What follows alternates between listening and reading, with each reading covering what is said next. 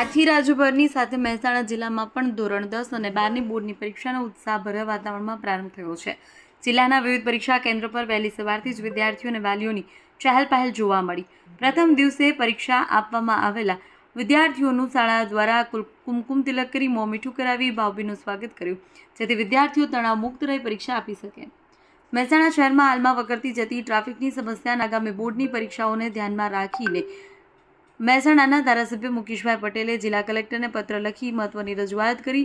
તેમણે વિદ્યાર્થીઓના હિતમાં રાધનપુર ચોકડી અને શહેરી વિસ્તારમાં ચાલી રહેલા ટ્રાફિક સિગ્નલના પ્રાયોગિક પરીક્ષણ ટ્રાયલને હાલ પૂરતું સ્થગિત રાખવા માંગ કરી છે।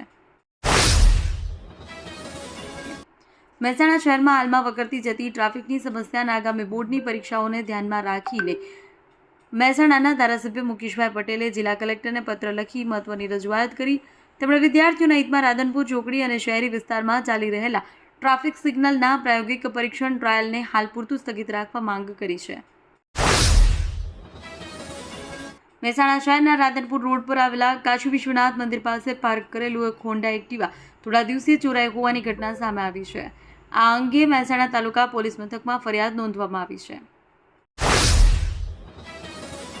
બનાસકાંઠા જિલ્લામાં આજે ધોરણ 10 અને 12ની બોર્ડની પરીક્ષાનો પ્રારંભ થયો છે। જિલ્લામાં કુલ 122 કેન્દ્રો પર 87,609 વિદ્યાર્થીઓ પરીક્ષા આપશે। વિદ્યાર્થીઓને પુષ્પગુચ્છ અને બોલપેન આપીને પરીક્ષા કેન્દ્રોમાં પ્રવેશ આપવામાં આવ્યો છે।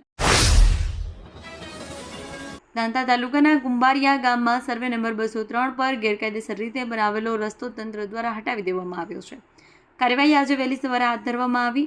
આ રસ્તો પાર્વતી પ્રણામ સોસાયટીમાં જવા માટે બિલ્ડર દ્વારા જે તે સમયે ગેરકાયદેસર રીતે બનાવવામાં આવ્યો હતો। તંત્ર આ અંગે જાણ થતાં કાર્યવાહી કરવાનો નિર્ણય લેવાયો હતો। સમગ્ર રાજ્યની જેમ પાટણ જિલ્લામાં પણ પ્રથમ દિવસે સોમવારે 10 કલાકે એસએસસીમાં ગુજરાતી વિષયની પરીક્ષા સાથે બોર્ડની પરીક્ષાનો પ્રારંભ થયો। પાટણ જિલ્લામાં ધોરણ 10માં 16,668 માંથી 16,312 હાજર, 356 ગેરહાજર રહ્યા।